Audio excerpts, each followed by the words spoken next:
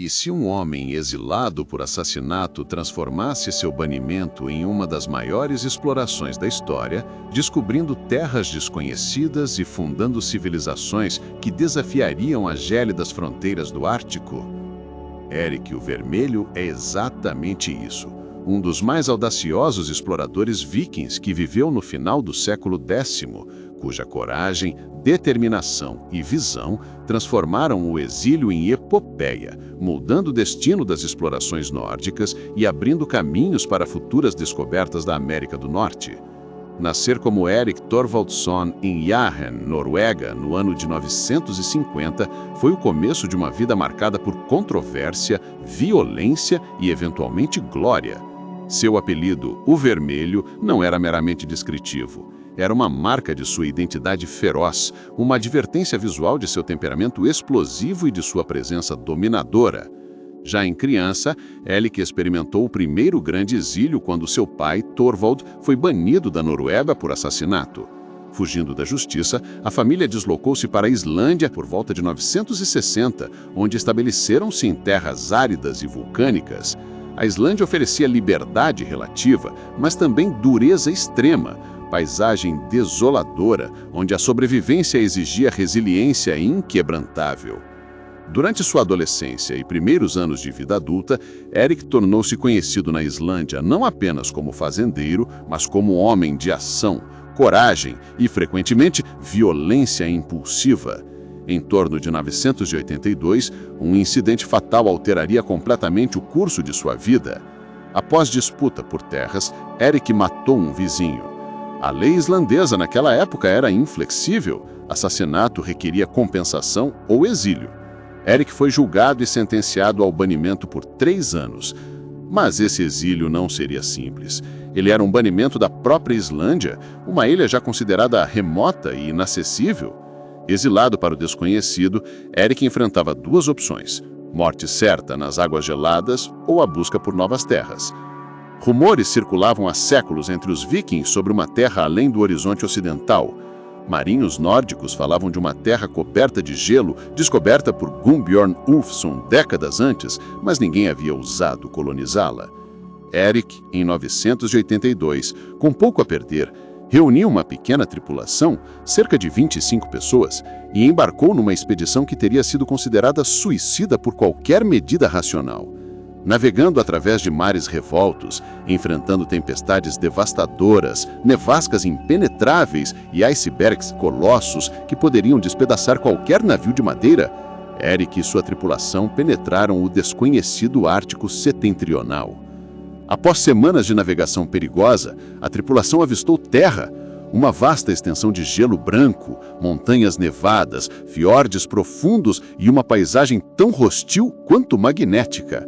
Era a Groenlândia, mas Erik não se contentou em meramente descobrir.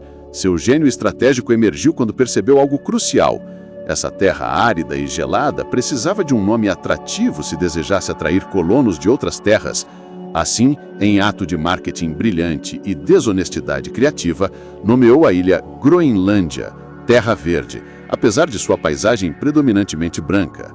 O nome funcionou. Quando Erik retornou à Islândia após seus 3 anos de exílio em 985, começou a recrutar colonos oferecendo promessas de terra fértil e oportunidades em sua suposta Terra Verde.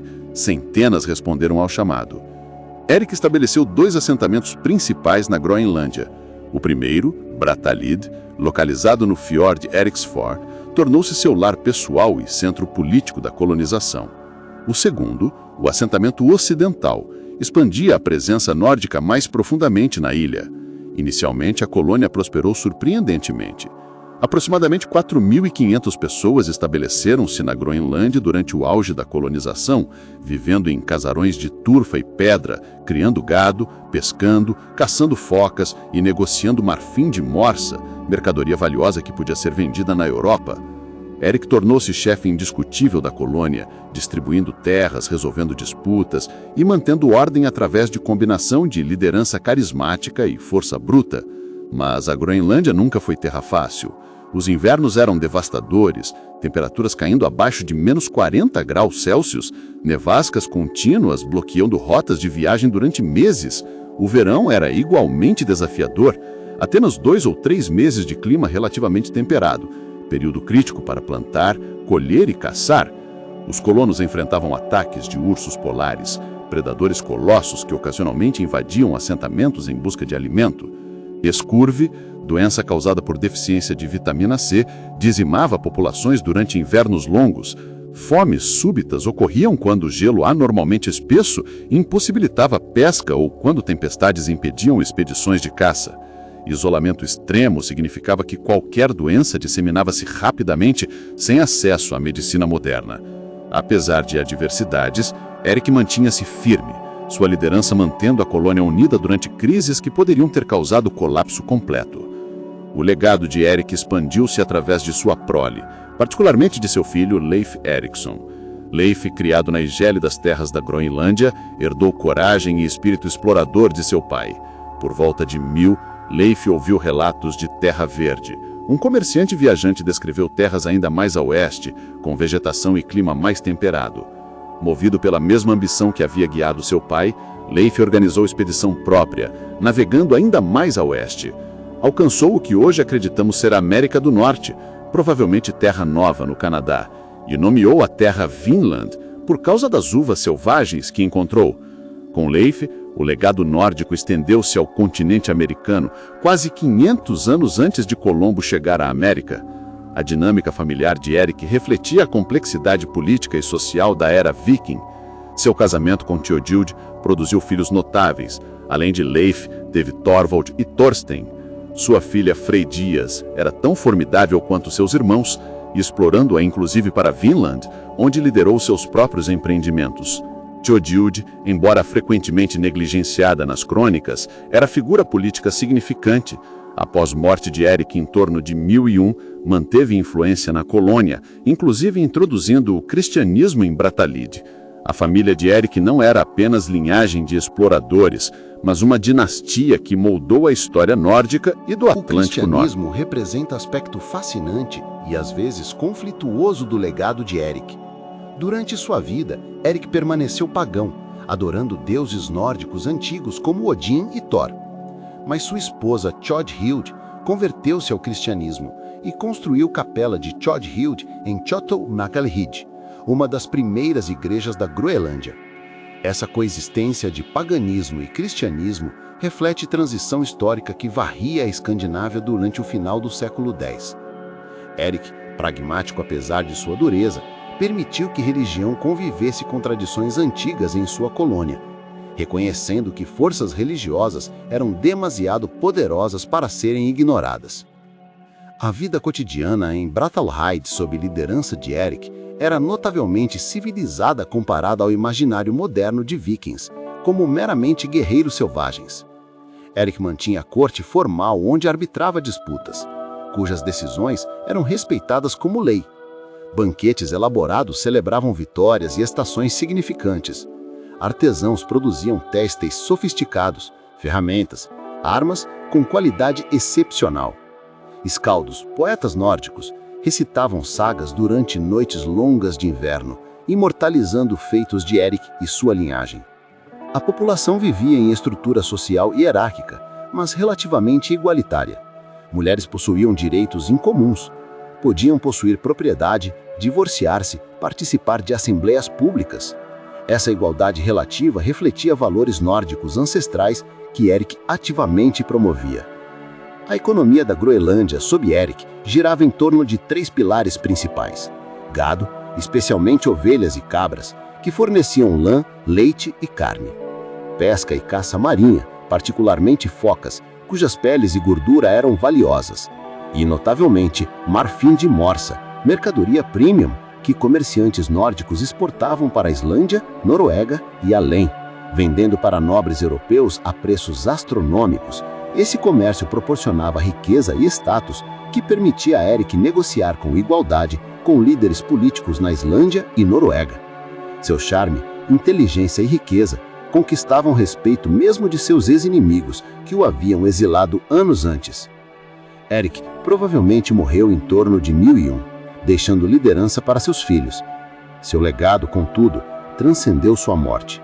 A Groenlândia que Erik fundou persistiu por aproximadamente 500 anos, com população florescendo durante o Ótimo Medieval, período de clima relativamente temperado que durou vários séculos e permitiu que colonos prosperassem em condições árticas.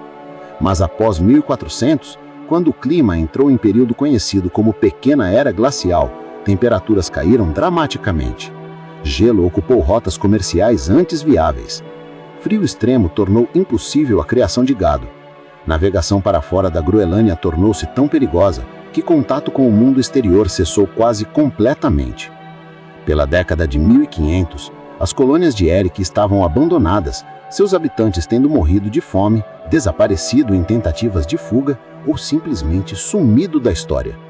Arqueólogos descobriram esqueletos de colonos exibindo sinais de malnutrição severa, evidência de luta desesperada pela sobrevivência durante os séculos finais.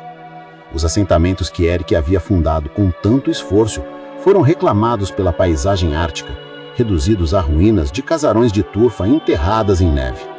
Contudo, Erik havia alcançado algo extraordinário: estabelecer presença europeia permanente no Ártico, manter contato transatlântico através do filho Leif e demonstrar que humanos poderiam não apenas sobreviver, mas prosperar em ambientes considerados impossíveis. Historicamente, Erik o Vermelho representa muito além de simples explorador. Ele encarna o espírito viking em sua forma mais nobre, não como guerreiro saqueador, mas como pioneiro inovador, líder que inspira, visão que estende além do horizonte conhecido. Sua astúcia em nomear a Groenlândia Terra Verde antecipa marketing moderno por 5 séculos. Sua habilidade em recrutar colonos através de promessas e visão demonstra compreensão sofisticada de psicologia e persuasão. Sua criação de estrutura social funcional demonstra competência administrativa notável. Sua tolerância relativa de mudança religiosa mostra pragmatismo e reconhecimento de forças históricas mais amplas. Nas narrativas populares modernas, Erik o Vermelho frequentemente aparece em séries de televisão, livros, filmes e jogos. Às vezes retratado como herói romântico, outras vezes como vilão brutal. Ele permanece figura fascinante porque incorpora contradições. Exilado e conquistador, pagão e tolerante com o cristianismo, fazendeiro pacífico e homem capaz de violência extrema quando provocado. O legado de Erik estende-se através de seus descendentes. Leif Erikson tornou-se figura mítica na exploração, representado em moedas, estátuas e tradição popular islandesa e dinamarquesa, como